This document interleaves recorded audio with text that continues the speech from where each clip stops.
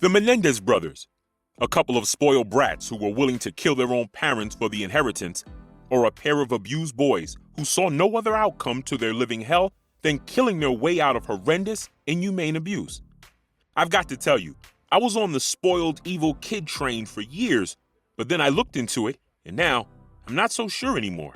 It's a polarizing case and a disturbing one too, just the way we like it here on Evidence Obscured. So get yourself comfy and let's get into it. Originally from Cuba, Jose Havana Menendez moved to the U.S. at the age of 16 in the heart of the Cuban Revolution. There's a little background on Jose that gets overlooked a lot though. Back in Cuba, even in the midst of all that political turmoil, his family was quite well off. And being the only son between the three siblings, he was spoiled rotten.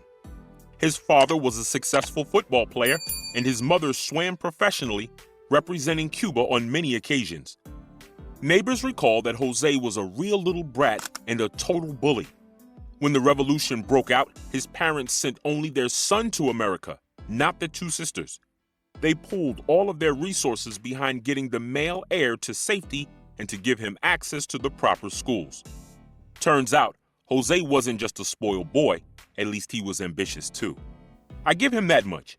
He learned English in just 2 years and he maintained a really good grade point average, despite his language difficulties.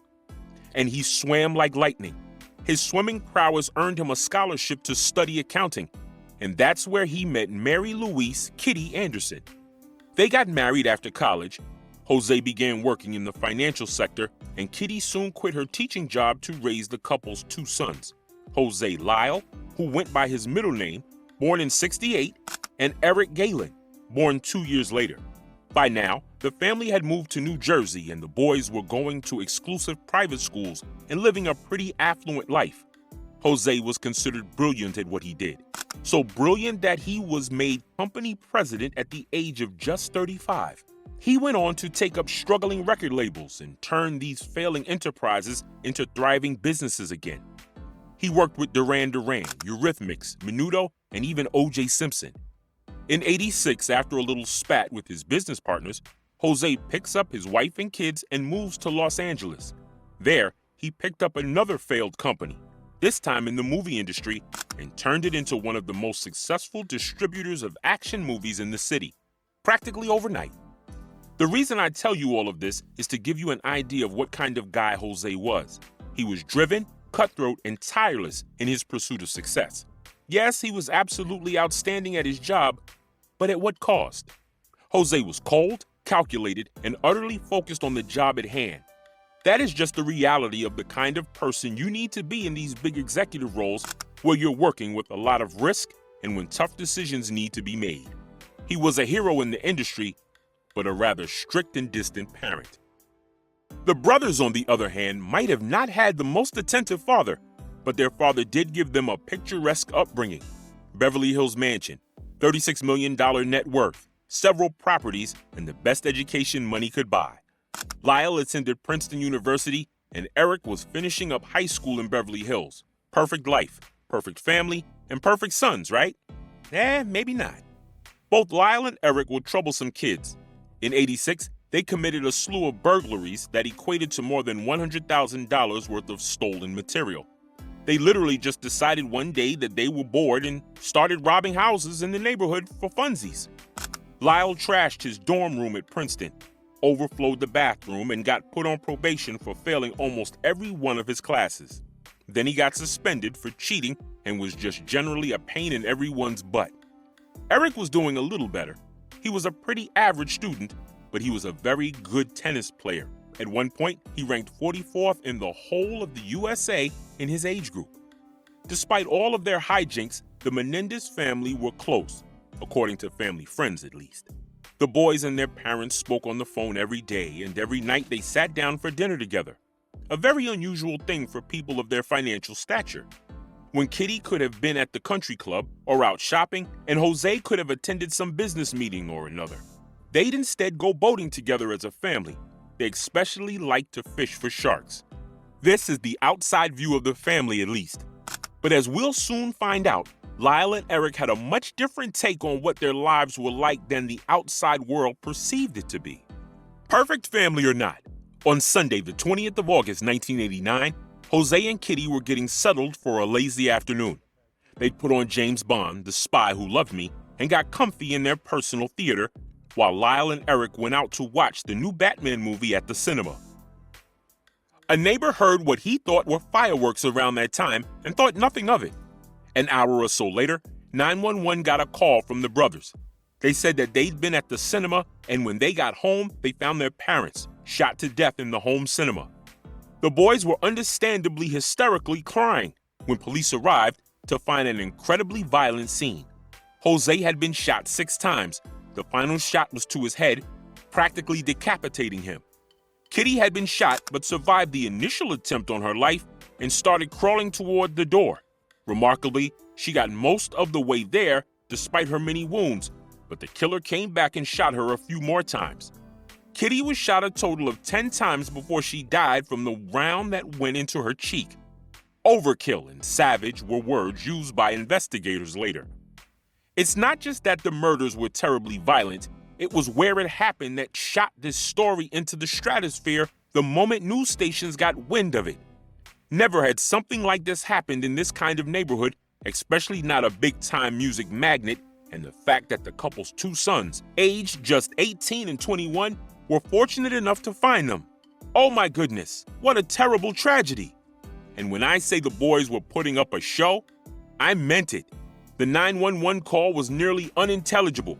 When police first arrived on the scene, one brother was curled into a ball on the lawn, rocking back and forth, while the other was running around, inconsolable.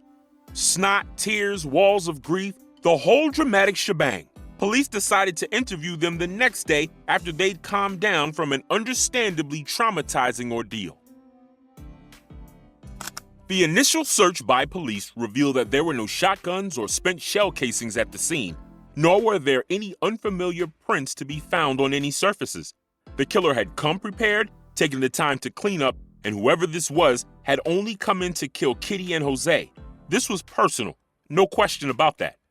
Given the extreme violence of the crime and Jose's connections to the music industry, police immediately considered a professional hit, maybe even mob-related. Lyle and Erik's interviews just muddied the waters even more. Erik said that when they came home and looked for their parents, the theater was filled with smoke and that the smell of gunpowder was thick in the air. This would have been congruent with a closed room where several shotgun blasts had occurred, even if it was an hour or more after the attack. But the boys had never fired a gun in their lives, so how would they know what gunpowder smelled like? When asked if their father had any enemies, Erik recalled that a seedy character by the name of Noel Bloom might have been involved. Bloom was a producer of pornographic films and deep in the pockets of the infamous mafia family, the Bonanos. He'd apparently worked with Jose on projects before, but the two had never gotten along, and Jose retracted several projects that would have been very lucrative for Bloom, just so he wouldn't have to work with him again. They were playing into the mob theory perfectly. The boys started hopping hotels, claiming that they were scared for their own lives. If the mobsters were willing to assassinate their parents, then what would they do to 2 kids who just pointed the finger at them? Their recently deceased father's company stepped up and paid for the boys to stay at the nicest hotels and to give them personal bodyguards and drivers to keep them safe. After a tearful funeral, their father's life insurance policy became available to them just weeks after the killings, and the brothers were living it up like absolute princes. I mean, who cares that your parents are dead when there's car shopping to do? Am I right? They even bought a whole freaking cafe with that insurance money. While the police were grasping at straws, Erik was competing in tennis again and even got himself a private coach, and the 18-year-old was racking up an astounding amount of debt. They got a little over $600,000 each when the policy paid out. Within 6 months, they burned through more than half of that money. Police were suspicious, especially since the mob angle hadn't gone anywhere, but also because the boys weren't exactly playing the part of grieving children very well. But with no evidence to prove otherwise, they really couldn't do much else but watch and wait until one of them made a mistake. It would be Erik that slipped up first. He'd confessed to a high school classmate, Craig Signorelli, in graphic detail how he and his brother had killed his parents. Craig went to the police with this information. He also brought a previous high school project to the police where Erik had written a screenplay about a son exacting the perfect murder on his wealthy parents. Craig agreed to wear a wire the next time he met Erik, but Erik never repeated that confession during the times they hung out. Actually, Erik outright denied the accusation when Craig brought it up. I need to bring up a point here real quick. There are a lot of characters about to come into play, each with their own incriminating stories. So I'm about to throw a bunch of names at you. I'll try to keep it nice and neat, but just keep the material list running while we crack through it all. And just when it sounds like everything makes perfect sense, something comes up that muddies the water all over again. The next person to come forward was a woman named Jalon Smythe. She was the mistress of Erik's therapist, Dr. Jerome Ogiel. He'd recently broken up with her, and you know the saying, hell hath no fury like a woman scorned. Now, according to her, she'd been listening through the door of the office when Lyle and Erik confessed to the murders. Ogiel had been treating Erik since they'd gotten caught for the multiple burglary charges. But Ogiel specialized in treatments related to sexual problems, everything from erectile dysfunction to infidelity, and all the way to past sexual abuse. He was a pretty big deal in Beverly Hills, but it's not exactly like a juvenile delinquent was his field of expertise. So, not only was he willing to let his side chick listen in on private sessions, the doctor was also an odd choice of therapist for the boys. The doctor's going to come back into play later. Just remember that he's a skeevy dude that probably shouldn't be trusted with people's personal information. Don't fret though, his license was later revoked because he had affairs with multiple patients and he drugged and assaulted the same ex-girlfriend. What a sleazeball.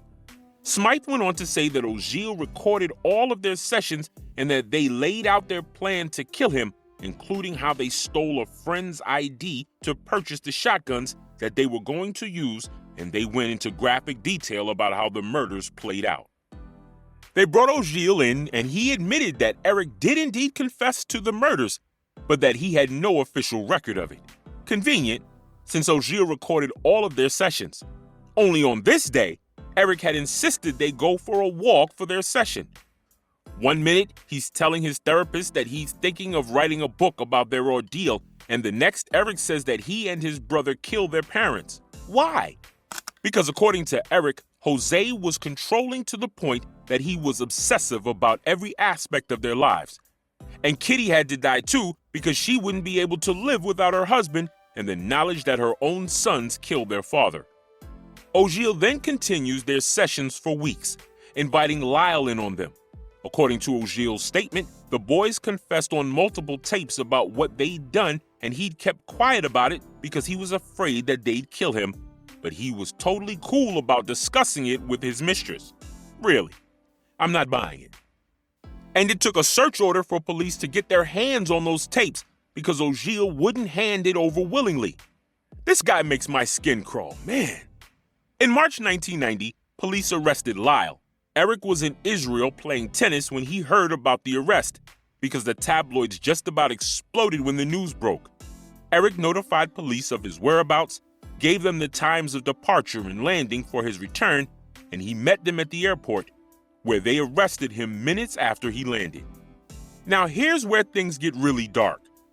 They were kept in separate cells for 3 whole weeks while they awaited their trial. They weren't allowed to contact each other at all. But funny thing here, both of them had almost identical stories to tell about their childhoods, and it was hair-raising. Look, I'm still on the fence about all of this, so don't jump the gun here thinking that I'm totally on their side just yet. But keep in mind that they were not allowed time together to concoct this outrageous story. Sure, they could have done it in nearly a year after the murders, but it's damn hard to keep a story straight when you're operating separately, and there is a lot of circumstantial evidence to corroborate their claims. It started with confessions to a priest and another psychiatrist called Dr. William Vicari, who was brought in to see Erik. Erik wasn't doing good. He tried to unalive himself, and he was heavily medicated most of the time to keep him from going into hysterics. Vicari actually knew his stuff. He graduated from Harvard, and he's had a very respected career, unlike Ogiel. These confessions would lay the foundations of their defense. The brothers were abused, horrendously abused, physically, emotionally, and sexually. their entire lives. Erik specifically had been groomed for his father's sexual gratification since before he even started school. Kitty knew about it all, and she wasn't much better. So this whole thing was looking like two spoiled kids who were so selfish that they massacred their parents for the money, and now were turning around to claim abuse to diminish responsibility for their horrendous crimes. It sure looked like that. This was definitely premeditated. The tapes and their purchase of the guns proved that. The other witnesses that came in to corroborate their claims were interesting, to say the least. A cousin was brought in whom Erik had told about his years-long assaults at his father's hands. A second cousin also admitted that Erik had told her about the abuse when he was just 8 years old. Erik had been reaching out to people for most of his life. The captain that took them out fishing the day before the murders states that the entire family was strange. Erik and Lyle were huddled together for the entire 7-hour trip. They'd taken a seat at the very tip of the boat where the captain would have them in his sights at all times, almost like they were afraid of stepping away from the only witness at their disposal. Even Lyle's college roommate, who hadn't gotten along with Lyle at all, came to the stand to say that a year before the murders, Lyle had told him about being molested as a child. Then, yet another friend came forward with the same story. And all of them told the jury that the family were not at all as close-knit as they pretended to the outside world. Their interactions were extremely awkward, and yes, Jose was incredibly controlling. He made the skeevy therapist sign a contract, forcing the doctor to share all of Erik's taped sessions with him, and for all of the family's smiling photos, there were very few warm interactions between Jose and his sons, according to those who were close to the family. He was stern, domineering, unrelenting, and completely aware of their every move. Actually, Jose's entire character was put on full display, and he wasn't a nice man at all.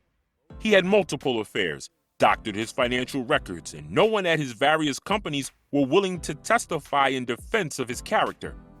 All of his employees referred to him as a bully and a tyrant. I'm not kidding. The defense couldn't find one single person to testify on Jose's character. Not one. Yet there were several psychiatrists, including the Harvard-educated doctor that treated Erik in prison, that testified that the brothers showed clear signs of long-term abuse. And there was an old doctor's appointment that was dug up concerning Lyle when he was 9 years old that was highly suspicious. Lyle had been brought in for an injury to the back of his throat that was so severe that it damaged his pharynx and uvula. To put that in layman's terms, that means that an object was jammed into his mouth forcefully, enough to damage the back of his throat severely. If you were wondering, yes, this is a common injury seen in children who suffer sexual abuse that involves oral penetration. Then, Lyle took the stand, outlining sexual abuse that started at the age of 6 for him and 3 years old for Erik. Just horrendous stuff. Kitty punished him when he asked her to make his father stop, and she herself was highly inappropriate with her sons too, though not to the degree of full penetrative abuse that Jose had been. If Lyle dared date girls his age, his mother would accuse him of contracting STIs and refuse to let him eat with the house's utensils and dinnerware. Lyle, on the only occasion that he dared talk back to his father as a teenager during an incident where Jose berated and screamed at him during tennis practice, told the courts that Jose drove him away, punched him in the face, and told Lyle that if he ever spoke back to him or decided not to be obedient, then Jose would kill him. Lyle had been losing his hair since the age of 14 due to the stress. He wasn't lying about this either. It was proven that they'd bought toupees to cover their hair loss for years. Yet his hair grew back full and thick the moment that Kitty and Jose were out of the picture. Seriously, Lyle didn't hold back on the details.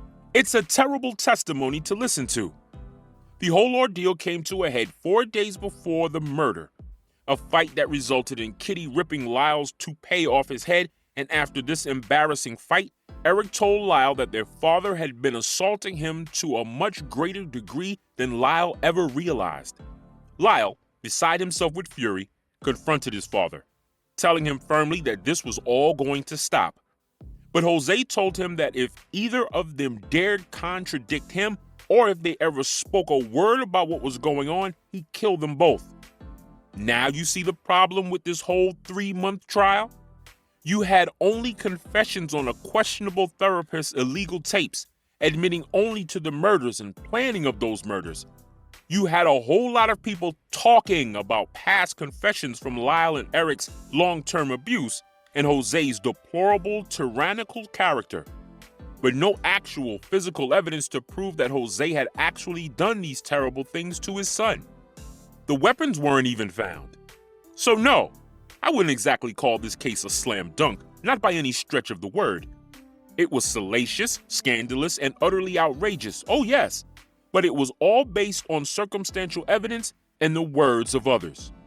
Regardless of who you believe here, I don't like verdicts based on no physical evidence. It just leaves too much to chance. The jury was hung for both brothers. The question wasn't that they'd killed their parents, that they'd admitted to. It was whether or not they'd done it for financial gain, which would result in a first-degree murder charge and the death penalty. Or if they'd really been abused and that could lead to a manslaughter or second-degree murder charge, which could have a much more varied sentence time and no death penalty. Since the women wanted manslaughter and the men on the jury wanted the death penalty, the case was hung indefinitely. This entire trial was taken from scratch a year later. The only new evidence that came from this second trial was that Jose had openly stated to his brother-in-law and others that he was considering taking his sons out of his will. He'd said that Lyle's terrible academic performance was proof that he didn't have the brains or the self-control to deserve any of the empire that Jose had built. And he thought that Erik was too soft and too weak to ever achieve any kind of success. So he definitely didn't have much respect or high hopes for either of his sons, and the boys' previous claims that they were under the impression that they weren't on any will suddenly had a lot more weight to prove that they were not in it for financial gain. And there was the damning fact that both brothers had talked to friends and girlfriends, trying to coach them on their testimonies. In the end, both brothers got life without parole for 2 counts of first-degree murder with extenuating circumstances. The last detail, with extenuating circumstances, got them out of a death penalty conviction. They appealed in 1988, but the case was thrown out. They were denied another trial again in 1999. Another petition was filed in 2003, only to be denied again. In 2005, they tried to appeal to the Supreme Court, but you've probably noticed a pattern here. Yep, they were denied again. In 2023, a woman signed to Jose's record label came out claiming that Jose had assaulted her at the age of 14 when she was signed to the label. A man, Roy Rosello, who'd also been signed by the label with his band, confirmed her story by detailing his own abuse at Jose's hands. The brothers never stopped writing to each other from their respective prisons. They even drew up chessboards and sent moves through the post, completing games that took several months to complete.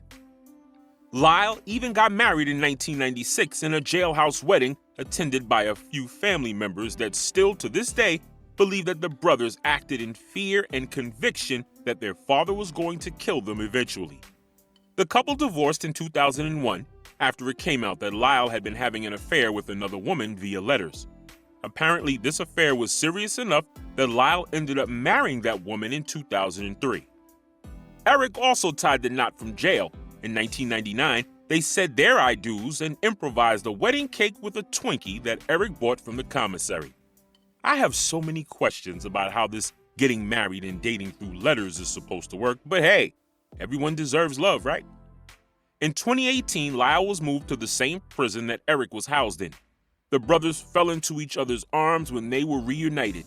The reason for the move was that this prison catered to well-behaved prisoners who'd proven over the years that they did not cause disruptions and took part in all available programs, therapies, and classes that their incarceration sites offered. Both brothers have been star prisoners since the day that they were arrested.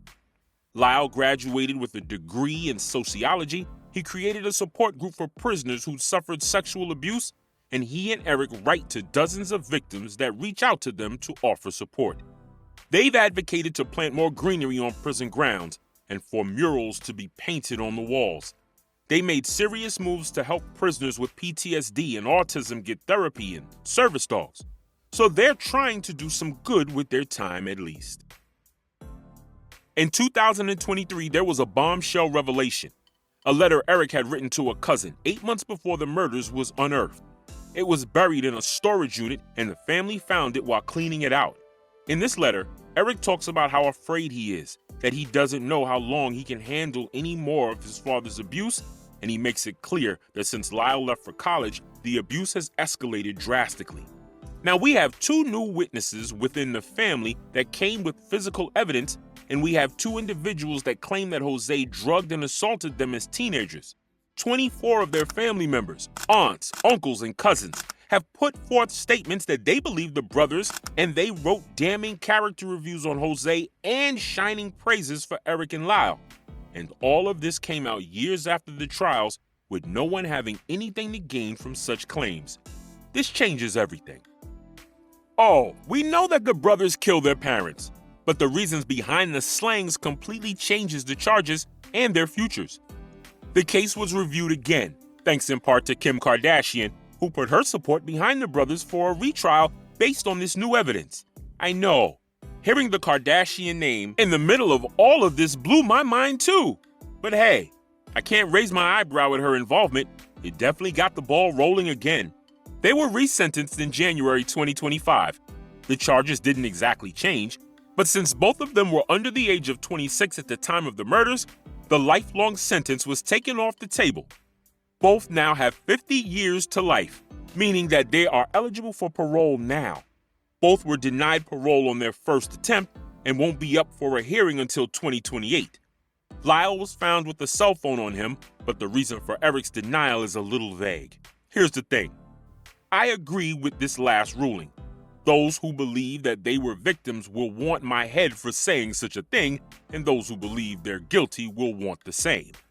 This new evidence makes me lean towards abuse, but after spending all these years in prison, you can't exactly skip out on the gates and expect to live a normal life overnight. A 3-year period to prepare between each hearing could make the transition to the outside world easier. And abuse or not, they are killers. Afraid, abused, or just plain greedy. To have taken a life carries repercussions. That no one can deny. The judge made the safest and most fair decision he could under the circumstances. In an ideal world, this evidence would have been available back when they were first arrested, but the reality is unfortunately that it was not. Hell, a crooked shrink's words should have been discounted entirely back then. You can probably tell that I'm on the fence about all this. What do you think? Am I being biased because morally I feel the need to support the possibility that they were child victims? Or are they just spoiled brats who wanted an easy way out?